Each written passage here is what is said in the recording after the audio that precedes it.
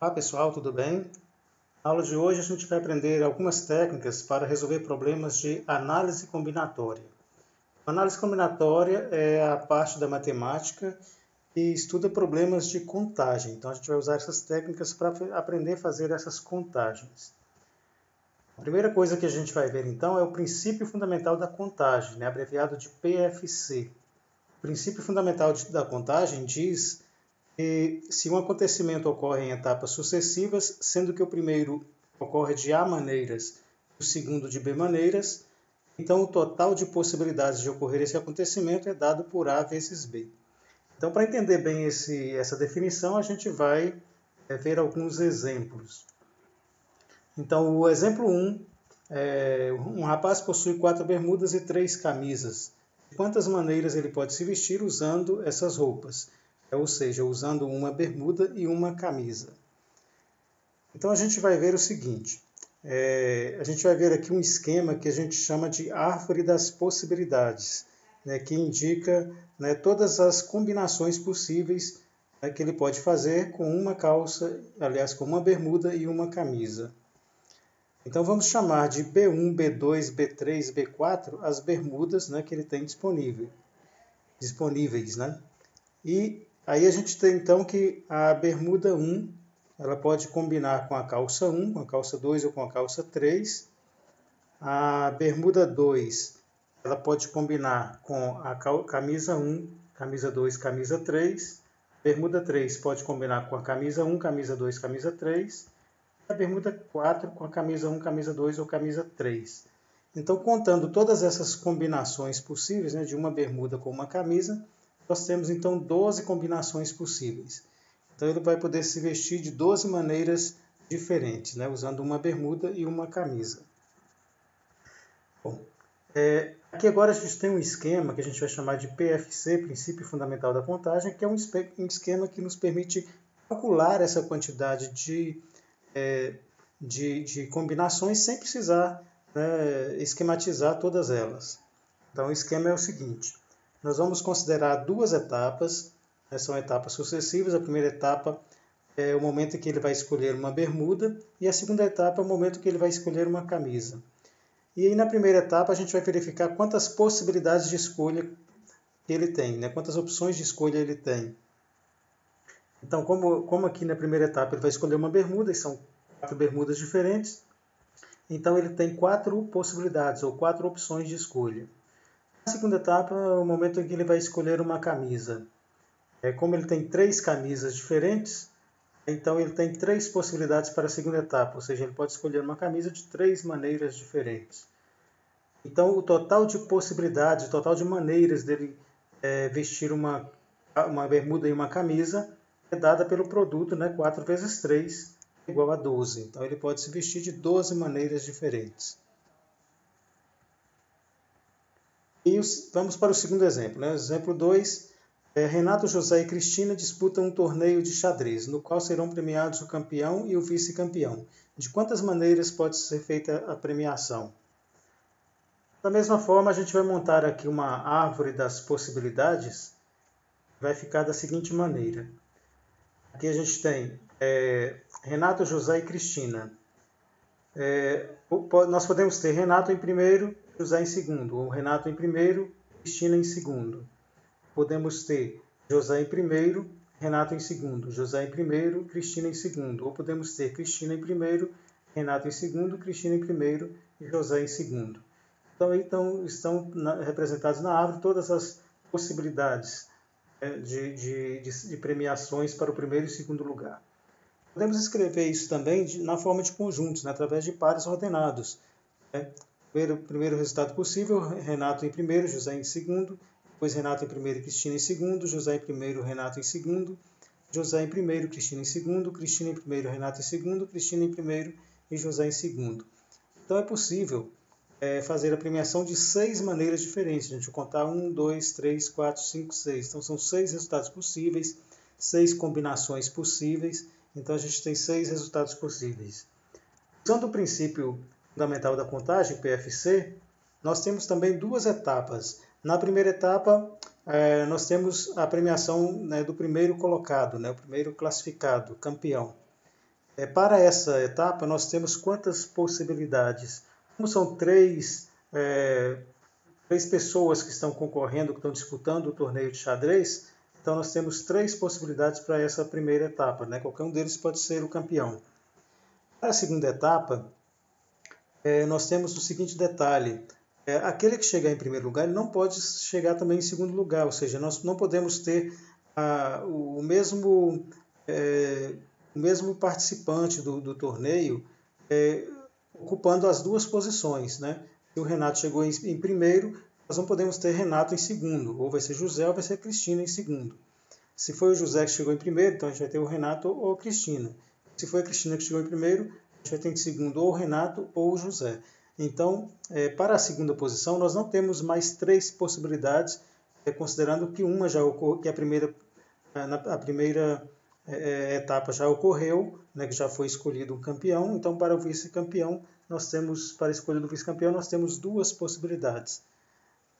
Então, o total de possibilidades, total de maneiras diferentes de fazer a premiação para o primeiro e segundo lugar, vai ser o produto 3 vezes 2, que é igual a 6. Então, a premiação pode ser feita de 6 maneiras diferentes.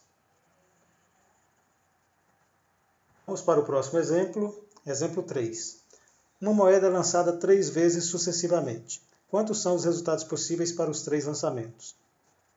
Da mesma forma, a gente vai fazer um esquema, né, que é a árvore das possibilidades.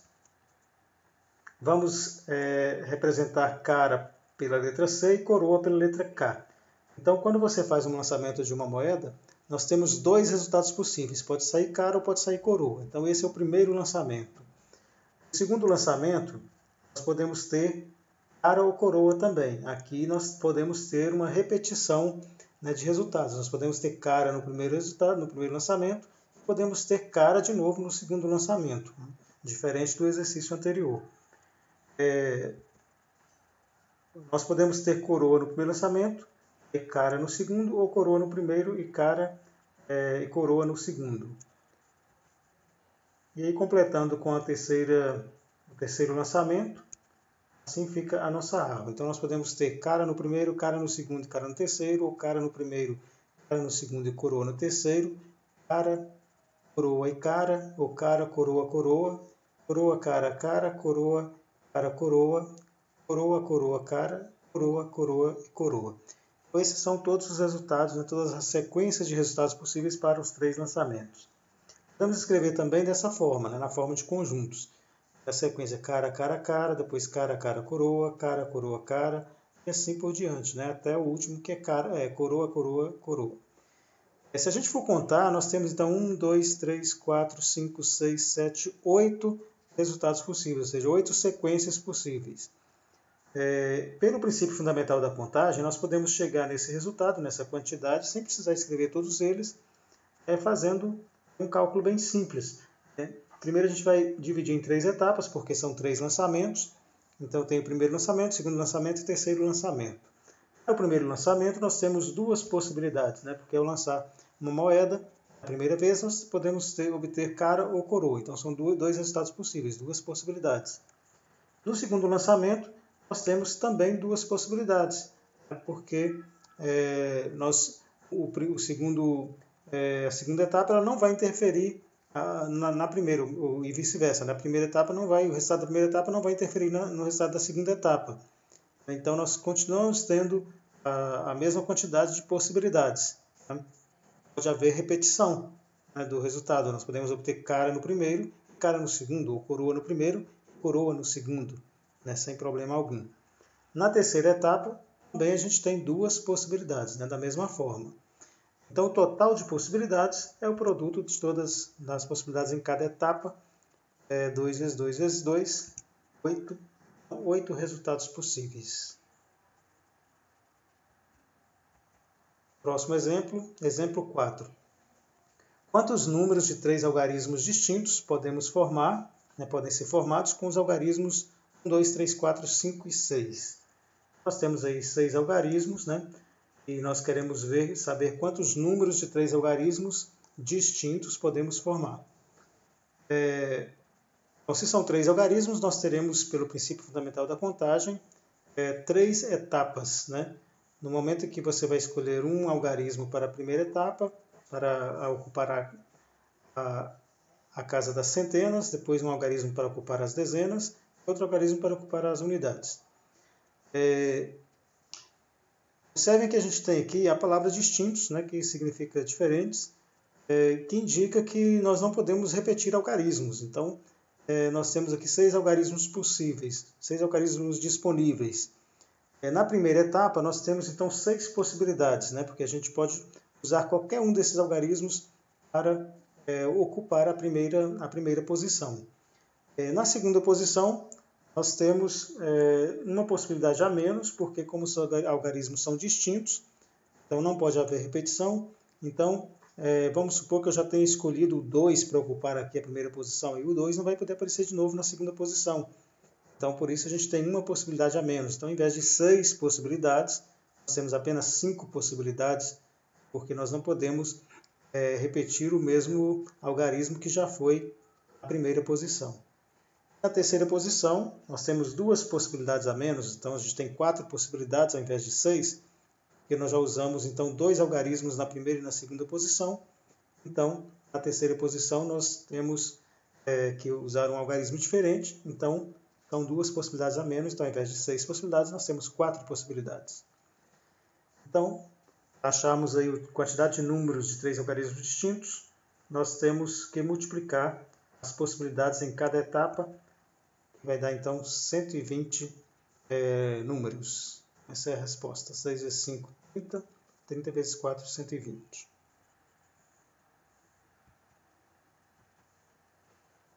No exemplo 5, quantos números de 3 algarismos podem ser formados? Os algarismos do sistema decimal, ou seja, 0, 1, 2, 3, 4, 5, 6, 7, 8 e 9. Então aqui a gente tem todos os algarismos do sistema decimal, né? Todos os 10 algarismos do sistema decimal. Então, para formar números de 3 algarismos, nós vamos então colocar 3 quadrinhos que representam as 3 etapas. Na primeira etapa, nós vamos ter 9 possibilidades para a primeira etapa. Por que nós temos 9 possibilidades?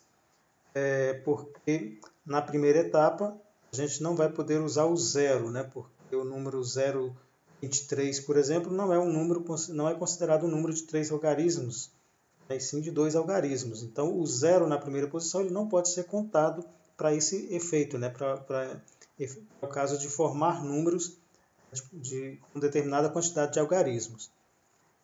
Então a gente não pode contar o 0 aqui na primeira posição. Sem contar o 0, nós temos 9 possibilidades para essa primeira posição, que são os algarismos do 1 ao 9. Na segunda posição, como aqui não tem a palavra distintos, 3 algarismos, e não está dizendo que tem que ser distintos, então significa que pode haver repetição. Então o mesmo algarismo que foi usado na primeira posição, ele pode ser usado de novo na segunda posição.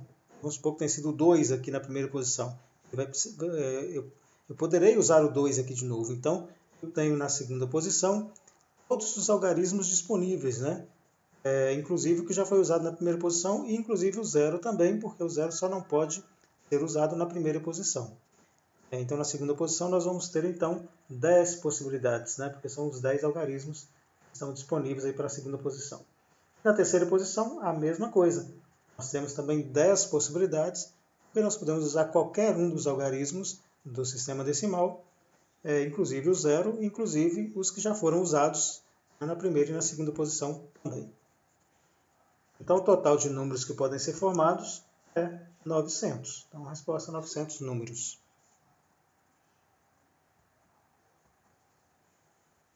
Para finalizar, o exemplo 6. Quantos números ímpares de 4 algarismos podem ser formados com os algarismos do sistema decimal? Lembrando, quando a gente fala números ímpares, para que um número seja ímpar, basta que o último algarismo desse número seja um algarismo ímpar. Né? Então, nós vamos ter uma restrição nessa última posição. Nós temos, então, 4 etapas, 4 posições, sabendo que na última posição o algarismo tem que ser um algarismo ímpar. Né? Eu tenho que formar números ímpares, o número para ser ímpar tem que terminar em algarismo ímpar. Então, começando aqui pela primeira posição, nós temos 9 possibilidades, né, pelo mesmo motivo do exercício anterior, né, nós estamos usando os algarismos do sistema decimal, do 0 ao 9, mas na primeira posição o 0 não pode ser utilizado. Então eu tenho, ao invés de 10, eu tenho 9 possibilidades. Na segunda posição, nós temos 10 possibilidades, porque como aqui não tem a palavra distintos, nós podemos repetir algarismos, então aqui pode entrar o 0 também, todos os algarismos do sistema decimal, inclusive o 0, inclusive o que já foi usado na primeira etapa também. E na terceira posição também nós temos 10 possibilidades. Na última posição tem uma restrição, como eu já falei, como o número tem que ser, os números que nós estamos contando tem que ser números ímpares, então na última posição tem que ser um algarismo ímpar. E no sistema decimal nós temos 5 algarismos ímpares, portanto nós temos 5 possibilidades, né, que são os algarismos 1, 3, 5, 7 e 9. Então, para sabermos aí quantos números podem ser formados com essas características, basta multiplicar, né, todas as possibilidades de cada etapa e obtemos então 4.500. Então, podemos formar 4.500 números ímpares de 4 algarismos com os algarismos do sistema decimal. É isso aí, né? Acabamos aqui mais uma aula sobre o princípio fundamental da contagem. Essa é a ideia básica do princípio fundamental da contagem. Um abraço a todos e até a próxima.